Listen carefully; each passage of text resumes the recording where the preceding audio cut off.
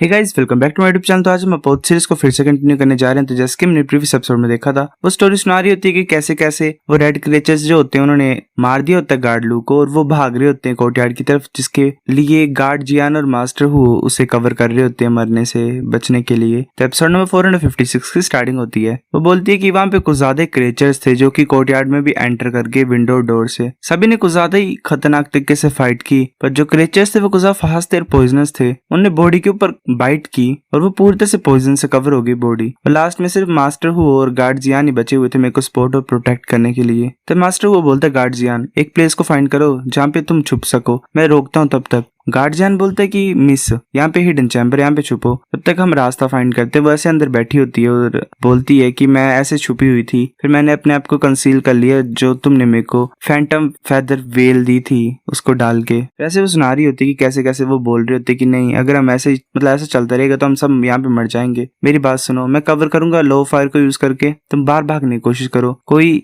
किसी को फाइंड करो जो लेडी को सेव कर सकता है। दूसरा बोलता है ये सब कुछ ठीक है, मैं डेफिनेटली फाइंड करूंगा किसी को और बाद में आऊंगा सेव लेडी को सेव करने के लिए। वो बोलती कि मैंने फैंटम फेदर वेल के ऊपर लाई किया था छुपने के लिए उस डार्क चैम्बर में, पर कुछ दिन के बाद भी मैंने कोई भी न्यूज नहीं सुनी गार्ड जियान की। मुझे लगता है कि वो भाग पाया होगा जेडबोन सिटी से लास्ट में। वो उन सभी ने अपनी लाइफ को सेक्रीफाइस कर लिया मेरे को प्रोटेक्ट करने के लिए लास्ट तक। मैं कुछ छोड़ दिन वहां पे छुपी, और जब मैं कुछ ज्यादा डेस्परेट थी और गिव अप करने की मैंने सोच ली थी, तब ट्यांजियान आ गया और मेरे को सेव कर लिया उसने। सबसे एंड बोलता मास्टर और गार्ड जियान दोनों टॉप रैंक ट्रू गॉड थे, पर वो बचा नहीं पाए तुम्हें, पर ट्यांजियान ने कैसे तुम्हें बचा लिया। यिंग बोलती है कि ऐसे तो उसकी कल्टीवेशन नहीं है ज्यादा, पर उसकी स्किल्स एक्स्ट्राऑर्डिनरी हैं। उसने अपने साथ एक स्पेशल तरह की फायर लाई थी जिससे जो क्रिएचर्स थे वो डर रहे थे और उनकी हिम्मत नहीं थी उसे पकड़ने की और उसके पास आने की। मतलब यही सोच रही हूँ कि ट्यांजियान प्रिपेयर था, इसलिए मैंने सुना कि वो रिलायबल है। उसके बाद मैंने उसे फॉलो किया हर तरह के डेंजर्स में, और मैं ऐसे फेल्ट करती कि सब कुछ उसके अंडर कंट्रोल में ही है। ऐसा लगता है कि वो कुछ ज्यादा टैलेंटेड है। सबसे एंड बोलता है मेरे को एक बात बताओ, तुम सभी स्लेट के पीछे थे, पर क्या ट्यांजियान ने स्लेट ली जेडबोन सिटी की?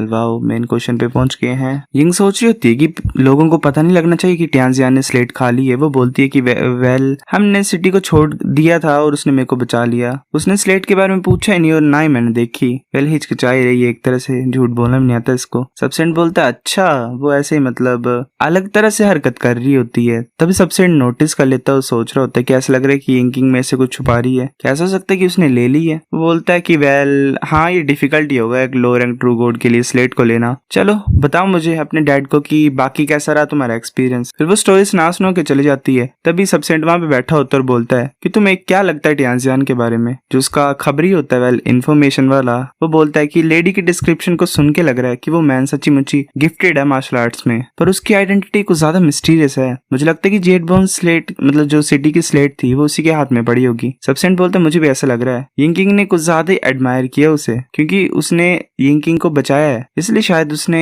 सीक्रेट रखा, बताया नहीं मेरे को, सीक्रेट छुपा के रखा है। पर वो एक इंडिपेंडेंट मार्शल आर्टिस्ट है, उसका कल्टीवेशन बेस इतना भी हाई नहीं है, और जो स्लेट है वो खुद एक सिटी को नहीं बना सकती है। अगर उसने वो ले ली होती तो वो मर जाता। ये ऐसा रिस्क क्यों ले रहा है? वो दूसरा बोलता है इन्फॉर्मेशन वाला, ऐसा हो सकता है कि उसका जो बैकग्राउंड है वो हिडन है। ऐसा लग रहा है कि वो छुपा रहा चीजों को बिना किसी ट्रेस के। सबसे बोलता है अच्छा। वो बाहर आता और बोलता है कि ये जो अबैंडन्ड स्लेट्स हैं वो किसी भी यूज के नहीं डोंगफांग क्लैन के, पर इस तरह के डिमोनिक टैलेंट को हम ओवरलुक नहीं कर सकते हैं, ऐसे ही जाने नहीं दे सकते हैं। अगर जैसे कि यिंग ने बोला तो हमारी जो सब ब्रांच है वो प्रमोट भी हो सकती है फ्लोटिंग आइलैंड में उसके साथ, उसकी हेल्प से। अगर यिंग ने उसे रिकमेंड किया है तो हम सच जान जाएंगे जब हम उससे मिलेंगे। फिर हमें नेक्स्ट डे का सीन दिखाई देता है। वो वहां पे आ जाता है और ग्रीट करके बोलता है कि मेरा नाम ट्यांजियान है, मैं ग्रीट करता हूँ फैमिली हेड को। सबसे बोलता है कि तुम सच्ची मुझे कुछ ज्यादा गुड लुकिंग हो और तुम्हारी ग्रेट पर्सनैलिटी है, पर मुझे ये नहीं पता कि तुम्हारा मास्टर कौन और किस तरह के डाव को तुम कल्टीवेट करते हो। वो ट्यान बोलता है मेरे पास कोई मास्टर नहीं है, मैं अकेले कल्टीवेट करता हूँ अपने इस फोर्ट के साथ। जब से मैं यंग हूँ मैंने जस्टिस डिवाइन डाव को कल्टीवेट किया है। सबसे बोलता है ओह अच्छा, जस्टिस डिवाइन डाव। कुछ ज्यादा कम लोग इसे कॉम्प्रिहेंड करते हैं गॉड डोमेन में। अगर तुम कल्टीवेटर हो इस डाव के तो तुम्हारे पास पक्का अच्छा दिल होगा। अब मैं और ज्यादा कंफर्टेबल फील कर रहा हूँ कि मैं अपनी डॉटर को तुम्हारे हाथों में दे रहा हूँ। यिंग ब्लश करके बोलती कि डैड तुम क्या बोल रही हो, तुम कैसे मेरे को किसी को दे सकते हो। सबसेंट बोलते क्या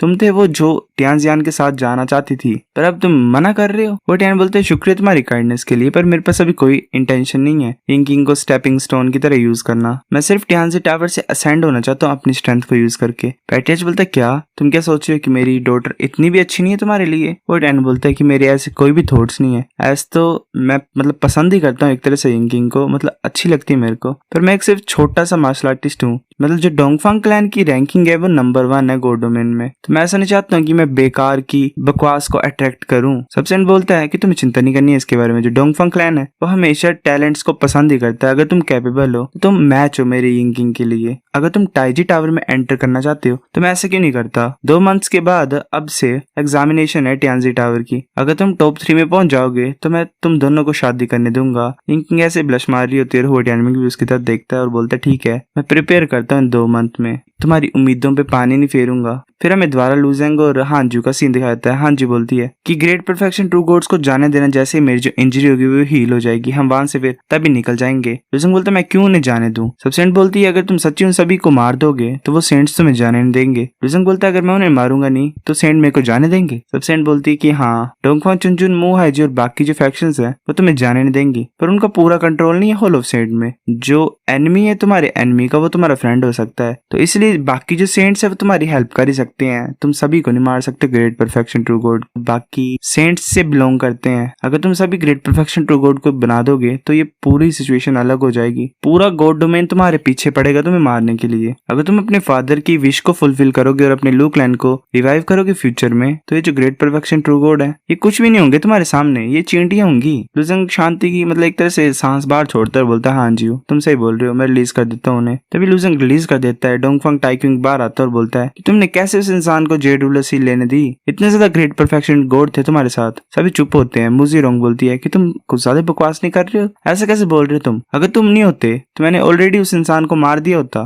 फिर हमारे पास अपॉर्चुनिटी नहीं होती, मतलब ऐसी सिचुएशन नहीं आती। डोंगफांग टाइक्विंग चुप होता है। फांग बोलता है वेल ये ऐसी सिचुएशन है, इसमें हम एक दूसरे को ब्लेम नहीं कर सकते हैं। अगर उसने सच्ची मुझे जेड रूलर सील को ऑब्टेन कर लिया है फिर भी वो भाग नहीं सकता है, उसे टाइम सी फॉरबिडन लैंड से जाना पड़ेगा। तुम क्या सोच रहे हो सेंट उसे जाने देंगे ऐसे ही। टांग क्लैन का बोलता है कि हाँ तुम सही बोल रहे हो, वो सिर्फ एक आउटसाइडर है हान क्लैन का। हान क्विंगडी भी इतना ज्यादा हिम्मत नहीं है उसकी कि वो उसे प्रोटेक्ट करेगा, तो ये अच्छा ही हमारे लिए। पहले अंदर ही फंसे हुए अभी। मुजी रंग बोलती है अगर मेरे पास चांस होगा ट्रस्ट करो मेरा, मैं उसे फाड़ के रख दूंगी। लूजेंग बोलता है तुम्हारे पास चांस होगा, तुम सच्ची मुझे मेरे को फाड़ सकते हो। मुजी रंग बोलती है कि जेड रूलर सील को मुझे दे दो वरना मैं तुम्हारी लाइफ को नहीं छोड़ूंगी। लूजेंग अपने हाथ को ऊपर की तरफ उठाकर कुजा स्पेयर्स को ले आता है। वो बोलता है कि मैं ये सोच रहा हूँ कि तुम मेरी लाइफ को छोड़ोगे कि मैं तुम्हारी लाइफ को छोड़ूंगा। डोंगफांग टाइक्विंग बोलते नहीं, इसका पूरा कंट्रोल है इस वर्ल्ड के ऊपर, एक ब्लैक स्पेयर अगर फायर करेगा ये तो हम बचेंगे ही नहीं। मुजी रंग ऊपर की तरफ कूद के जा रही होती है। वो बोलती है कि चाहे मैं मर भी जाऊं मैं इसे अपने साथ मार दूंगी।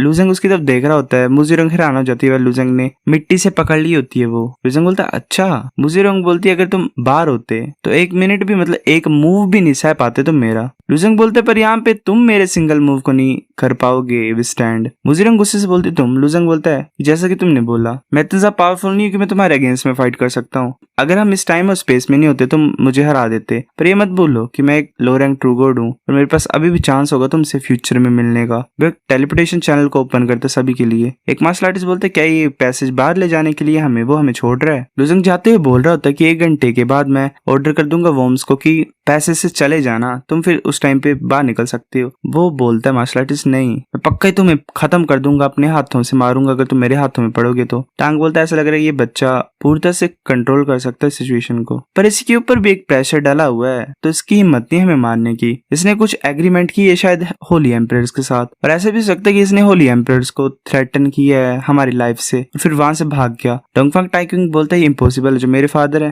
वो जरा भी नहीं डरेंगे मतलब लो रैंक ट्रू गॉड से। चलो बात करते हैं बाहर जाके, हम इस वर्ल्ड में फंसे हुए हमारे पास इतनी भी इन्फॉर्मेशन नहीं है। मुजी रंग फांग की तरफ देखते फांग बोलता है कि तुम चुप ही क्यों हो, एक छोटे से लो रैंक ट्रू गॉड ने जेड रूलर सील के ऊपर कंट्रोल कर लिया, पर वो सिर्फ लक की वजह से हुआ और घमंड की वजह से हुआ है। मैं ये होप करता हूँ कि तुम इस स्टेट को अपने माइंड को अफेक्ट नहीं करने दोगे। मुजी रंग बोलती नहीं, जब से मैं इस जेड रूलर सील में आई हूँ मेरे को पता था कि अगर मैं एक अपॉर्चुनिटी को मिस कर दूंगी इसे मारने के लिए तो मैं कभी इसे मार नहीं पाऊंगी, और अब मुझे लगता है कि फ्यूचर में हमारे पास कोई भी चांस नहीं होगा इसे मारने का। दूसरा मार्शल आर्टिस्ट बोलता है कैसे पॉसिबल है, ये तभी पॉसिबल है अगर वो छुपता रहेगा गॉड डोमेन में। जिस टाइम पे वो शो होगा वो डेफिनेटली मरेगा। फिर हमें दोबारा लूजिंग दिखाया था, वो बाहर आ जाता है और बोलता है कि सभी मतलब मैंने अरेंज कर दिया, वो जल्दी बाहर निकल जाएंगे और ये जो मैंने सामने बनाया वो ज्यादा टाइम तक नहीं रुकेगा, हमें बाहर जाना पड़ेगा।